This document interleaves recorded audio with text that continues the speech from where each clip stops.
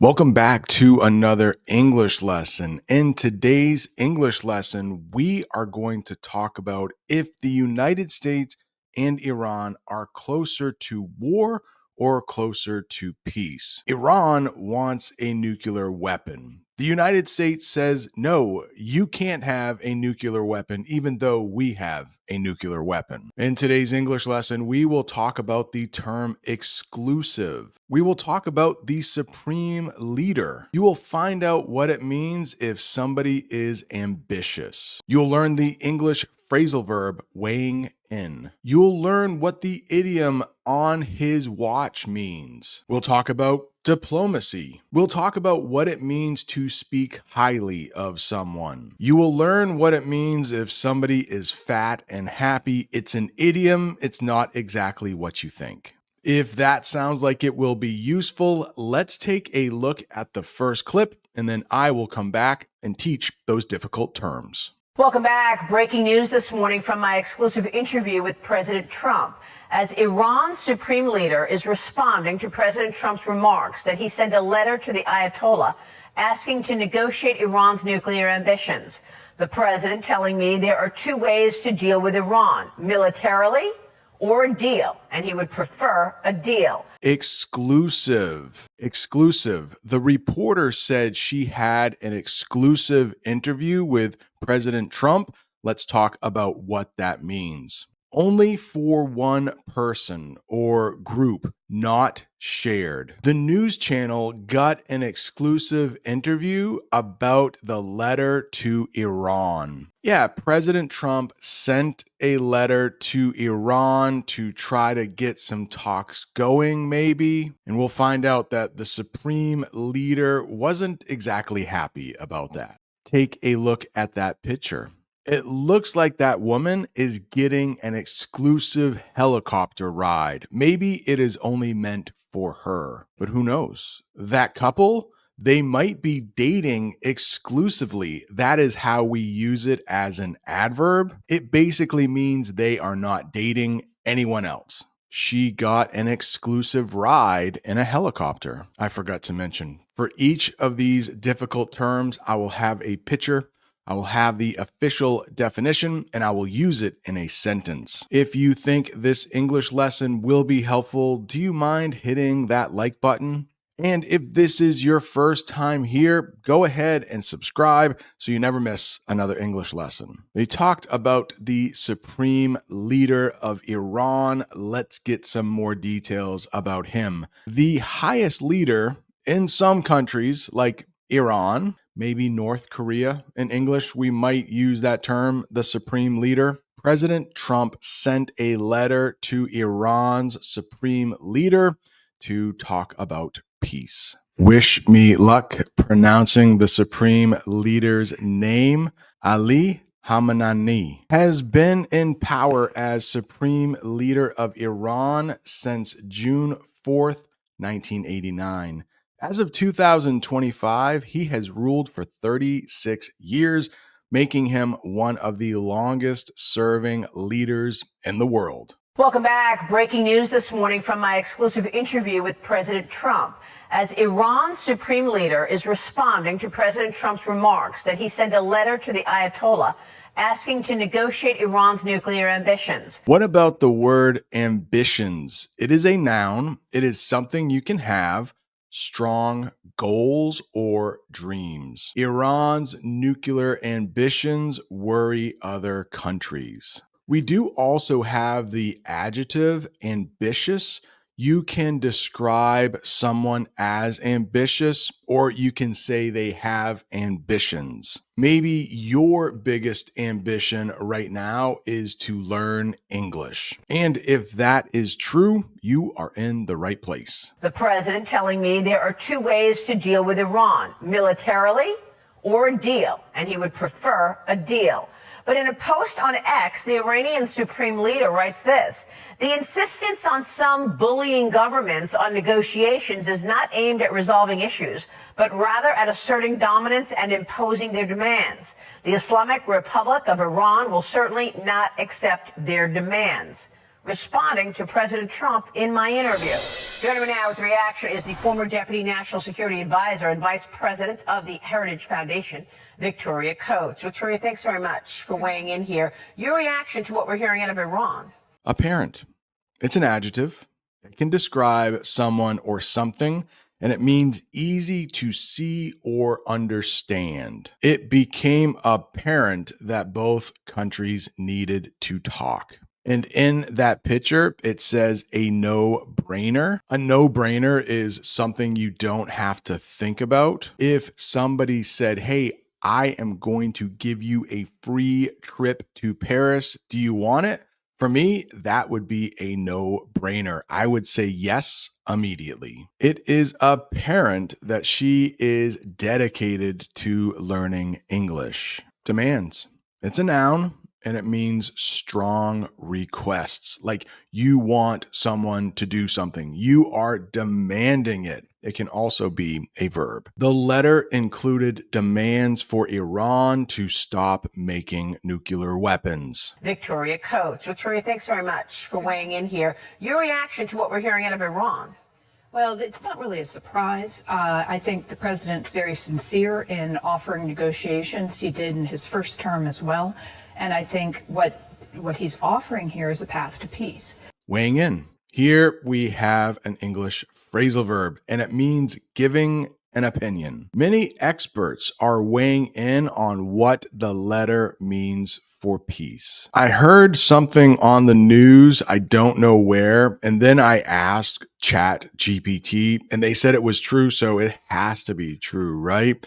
I heard that President Putin offered to help broker a deal, we might use that verb, between the United States and Iran. That just seems very weird to me. Does it seem strange to anyone else? Please let me know in the comments. Vladimir Putin brokering a peace deal. But it seems like President Trump is sincere when he is asking Iran for a peace deal. Let's talk about what sincere means. Honest and real. The president said he had a sincere wish for peace. Let's use it as an adverb. I sincerely hope this lesson is helping your English improve. Now, he has also said very clearly Iran will not get a nuclear weapon on his watch, and he's clear there are two options here. He would like to take the path of diplomacy, but the military option is on the table. Okay, we have an idiom here, on his watch. It means during his time in power. The president said Iran would not get nuclear weapons on his watch. Let's take a look at that picture. You might hear the person in the picture called a night watchman. They are like a security guard that watches over a building at night when nobody is there. I think that's where we get this idiom, not like the thing that tells time. We also sometimes use the verb watch, meaning to protect. Take a look at the sentence below. I need to find someone to watch my kids tonight because I have a meeting. So maybe a friend comes over to the house, or maybe you pay someone to babysit your kids. Yeah, you can find a babysitter. That's just someone who will take care of your kids while you aren't around. Diplomacy. In the picture, I have a flag of Israel and Iran. I don't know if there will ever be diplomacy between those two countries. Hopefully one day, but let's get the official definition for diplomacy. Talking and negotiating between countries. Negotiating means like one country will give up something, the other country will give up something. That way they can reach a peace deal. Diplomacy is important to avoid war. Now, he has also said very clearly Iran will not get a nuclear weapon on his watch, and he's clear there are two options here. He would like to take the path of diplomacy, but the military option is on the table. Yeah, I mean, he said there are only two ways, militarily or a deal, but it doesn't look like the supreme leader is reacting well. The people are with Trump. No, they are. And I think, there is an opportunity. He spoke very highly of the Iranian people in the interview. I think that's very important, that he's not angry with them. He's angry with the leadership. What if someone speaks highly of you? Is that a good thing or a bad thing? Well, take a look at the definition. Said good things about. So if someone speaks highly of you, it's a good thing. The ambassador spoke highly of the peace talks. In other words, there is a good chance of peace happening. Unfortunately, that is just an example sentence. You might hear this at a job interview. Sometimes the boss will ask other people about you. We call those your references. Hopefully you hear this. All of your references spoke highly of you. So we'd love to offer you the job. He spoke very highly of the Iranian people in the interview. I think that's very important, that he's not angry with them. He's angry with the leadership. And I think that he is, as I said, sincere in this, but he's also going to be very tough with them. Yeah. And right now they're still fat and happy from all the money they got under Biden. But he's put maximum pressure back on.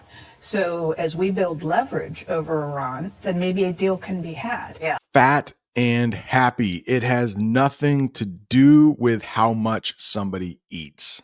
It means comfortable and satisfied. Take a look at the picture. I wouldn't really call that dog too fat. I mean, maybe he has had one too many meals, but not too bad. But he definitely looks happy. He doesn't look like he wants to bite anyone. Some people think Iran will be fat and happy if sanctions end. I think this comes from Shakespeare and the play Julius Caesar. I remember reading this in high school and in college. There is a line from that play. Yawned Cassius has a lean and hungry look. He thinks too much. Such men are dangerous. In other words, in that quote, Cassius has ambitions. Maybe he wants to rule Rome. Julius Caesar wants men about me that are fat. He doesn't want anyone looking for his job. And right now they're still fat and happy from all the money they got under Biden. But he's put maximum pressure back on. So as we build leverage over Iran, then maybe a deal can be had. Yeah. Right now, he's got to get them into the mood to negotiate. I'll tell you, President Trump came into office with a much more dangerous world than just 4 years ago. China also on the march. Leverage. In the interview, they said that Iran is fat and happy. They have a lot of money. They said peace might have to wait until the U.S. can get some leverage, and that means power to get what you want. The U.S. used sanctions as leverage to make Iran negotiate on the march. In that picture, there is a marching band. Let's get the definition. Growing or moving forward. Iran's nuclear program seems to be on the march. If that is true, that means they are getting closer and closer to having a nuclear weapon each day. China also on the march. And this week, the foreign minister of China, in regard to President Trump's tariffs, said China is ready. We're ready for a tariff war, a trade war, or any kind of war. Was that a veiled threat? In the newscast, they mention a veiled threat. First, let's take a look and see what a veil is. It's like a covering for the face. Maybe a woman wears a veil on her wedding day. And a threat is like saying, I am going to do something bad to you. I will hurt you if you don't leave right now. So let's put those two things together and get the definition for a veiled threat. That is a threat that is not said clearly, maybe like a secret. I think this is just an example sentence. The letter included a veiled threat of military action. So President Trump said, we can do this the easy way, or we can do this the hard way. The easy way is like diplomacy, talking about it. The hard way would be with our military. Hopefully the second part doesn't come true. And the actions President Trump has taken in energy to bolster our economy, that's what's going to make us strong enough that we can say right back to them, bring it on. That we think we're in a stronger position due to the policies he is enacting right now.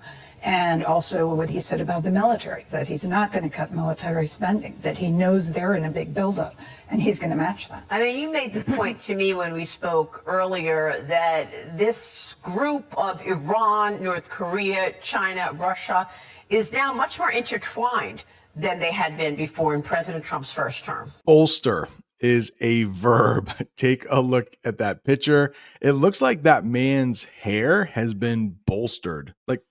Just like mine, last summer, I went to Istanbul and got a hair transplant. If you look at some of the older English lessons, you will see my hair isn't this full. It's not this bolstered. A huge shout out to Cab Health. If you or a loved one is thinking about a hair transplant, take a look at the description. Find the link for Cab Health.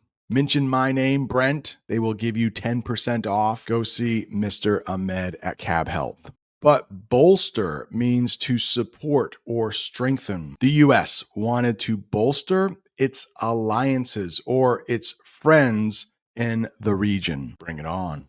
Bring it on. That means a challenge to face something difficult. Maybe somebody says, hey, I want to fight you. You could say, bring it on. That means you want to fight too. You are not backing down. When asked about the war, the leader said, bring it on. Just an example sentence, luckily. I don't think the supreme leader said, bring it on when talking about war. That would be a very bad thing. If that person says, I am going to hurt you, the other person might say, bring it on. I mean, you made the point to me when we spoke earlier that this group of Iran, North Korea, China, Russia is now much more intertwined than they had been before in President Trump's first term.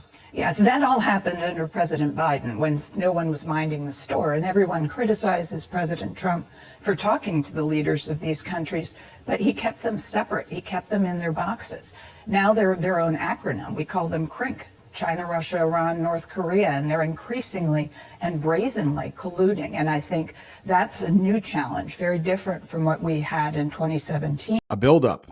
That means a slow increase. There was a buildup of military forces near Iran. Luckily, just an example sentence. I don't think there is a buildup of military near Iran. Intertwined. It means connected or linked. The US and Iran have intertwined histories. Take a look at that picture. I would say the thread in that picture is intertwined. It would be a mess to untangle that thread. Brazen. What if someone is brazen? It means they're very bold without shame. The brazen actions of both countries led to more tension. Oh man, let's go back to bolster. I have a sentence I forgot to read about my hair. Last summer, I went to Turkey and the doctors bolstered my hairline. Your hairline is right here. Cab Health does excellent work. On that note, we are done with this English lesson, but if you are still looking for more English, like right down there is another English lesson YouTube thinks you are going to like. Thank you so much for watching. See you next time.